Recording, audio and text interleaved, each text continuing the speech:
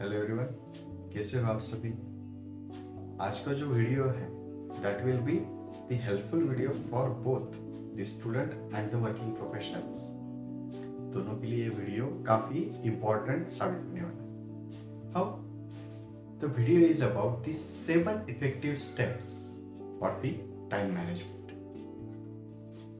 अभी हम day to day life में जो सक्सेसफुल पीपल्स देखते हैं, कई बार हमें ऐसा लगता है कि इनके पास में क्या अलग से टाइम मिलता है। हमको तो 24 घंटे मिलते हैं, इनको क्या अलग से कोई वक्त मिलता है।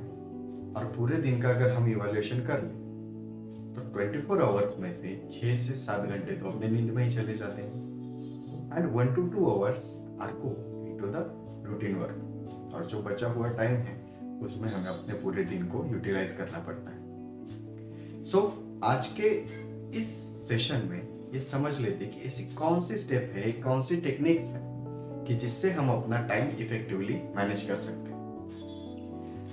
The first technique is that prioritising your work. आपका जो भी काम है उसको प्रायोरिटाइज करना। अभी वर्क को प्रायोरिटाइज किस तरीके से करना है, हम क्या करते हैं कि सुबह उठ गए तो ये पहले करना है, वो पहले करना है, ये करना है, वो करना है, और सभी इंपॉर्टेंट नॉन इंपॉर्टेंट चीजों को साथ में मिक्सअप कर देते हैं और सिर्फ आगे बढ़ते रहते हैं।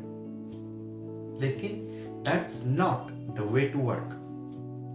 आप आपके काम को 3 प्रायोरिटीज में डिवाइड कर सकते हैं।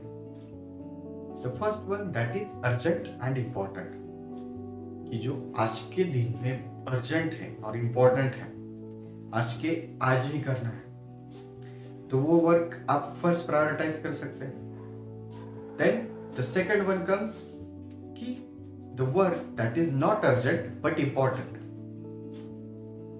वर्क अर्जेंट नहीं है लेकिन इंपॉर्टेंट है, 2 या 3 दिन में कभी भी हम कर सकते हैं। It is not urgent today but it is important to do, कभी ना कभी तो करना है।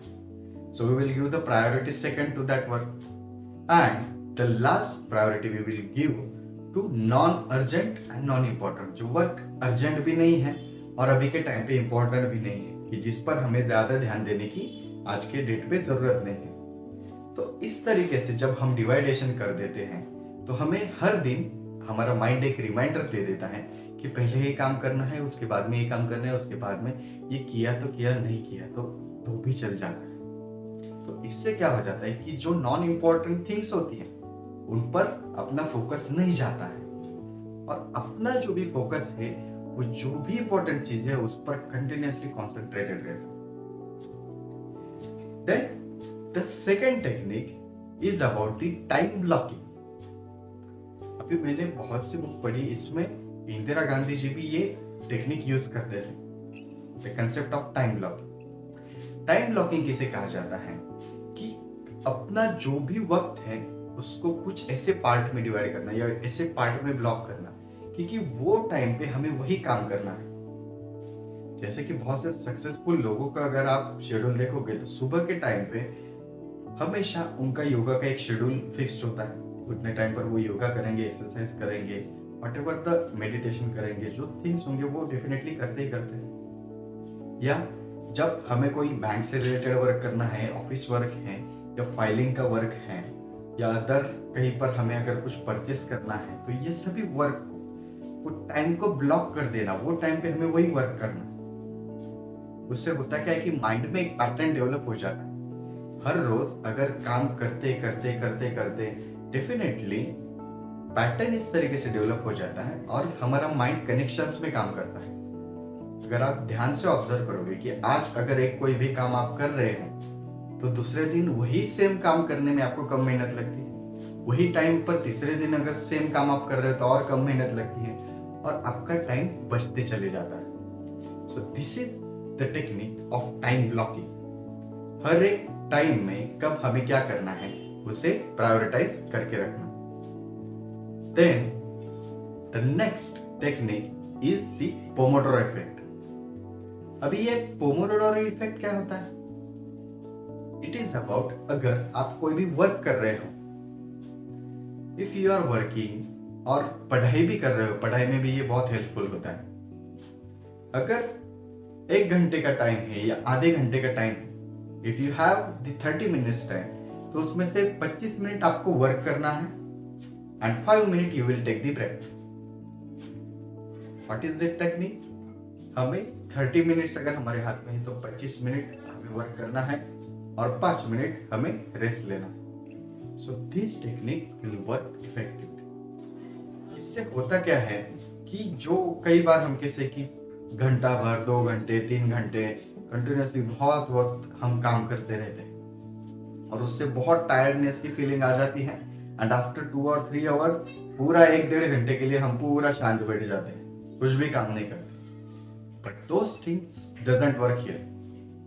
If you have to work, if you use that Pomodoro effect, उससे होता क्या है कि जब भी आपका 20 मिनट या 25 मिनट कंप्लीट होने के लिए आता है तो माइंड में इस तरीके से एनर्जी डेवलप होती है कि अगले 5 मिनट का ब्रेक मिलने वाला है. या जब ब्रेक भी लेते हो तो फिर आपको अगेन रिमाइंडर आ जाता है कि हमें फिर से आगे के 25 मिनट काम करने हैं. अगर 2 घंटे भी काम कर रहे हैं उसको 4 पार्ट में हम डिवाइड कर सकते हैं.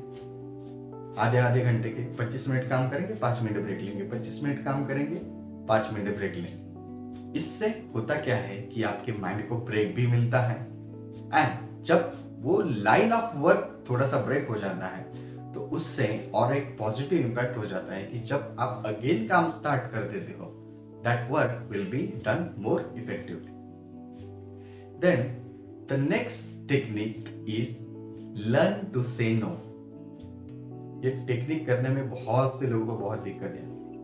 हम क्या करते देते हैं कि ओवर कमिटेड हो जाते हैं बहुत सी चीजों के कि मुझे ये भी करना है, मुझे वो भी करना है, वो भी करना है, इसको भी वक्त देना है, उसको भी वक्त देना है, ये करना है. बहुत सी चीजें हम दिमाग पर लेकर घूमते हैं, बहुत सी अननेसेसरी कमिटमेंट्स कर देते हैं and that will effect on our day to day life और हमारे लाइफ पर भी वो एडवर्सली इंपैक्ट करना स्टार्ट कर देते हैं.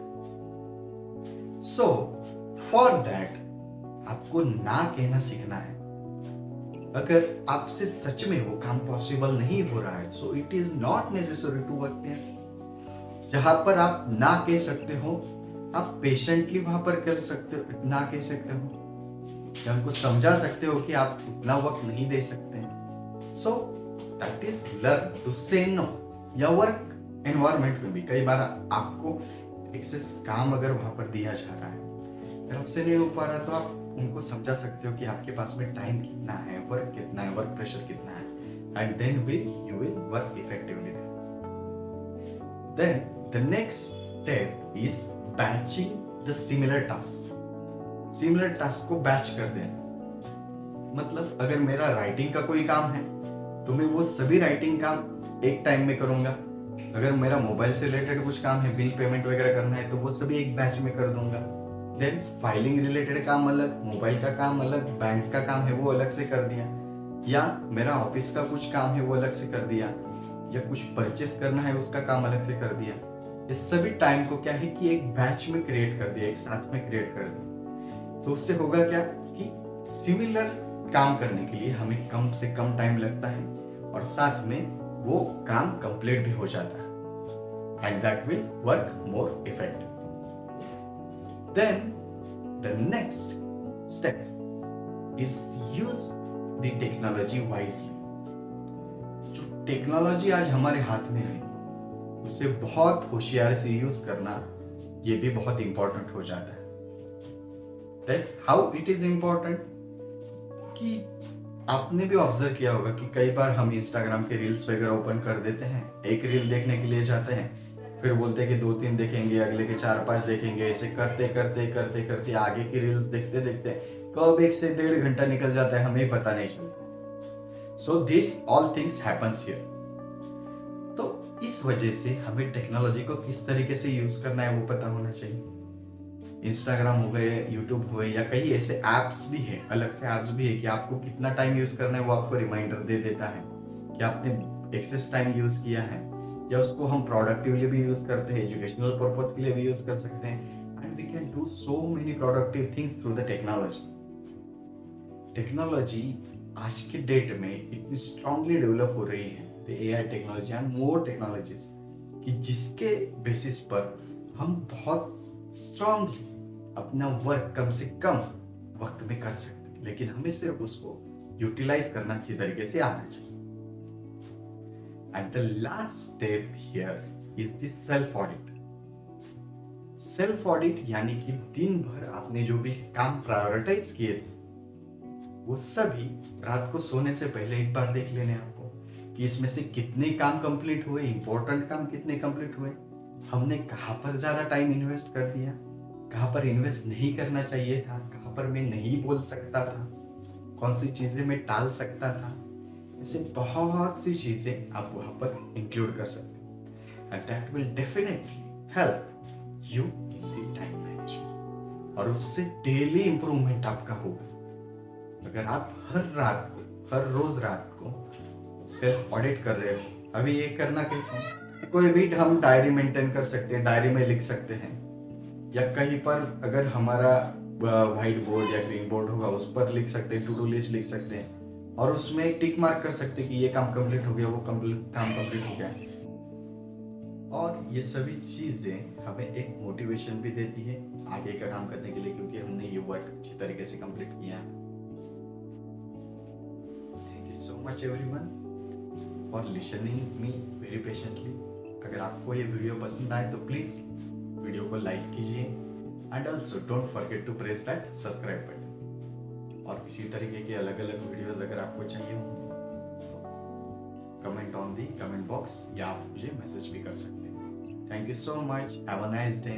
And don't forget to press on that subscribe button. Thank you so much.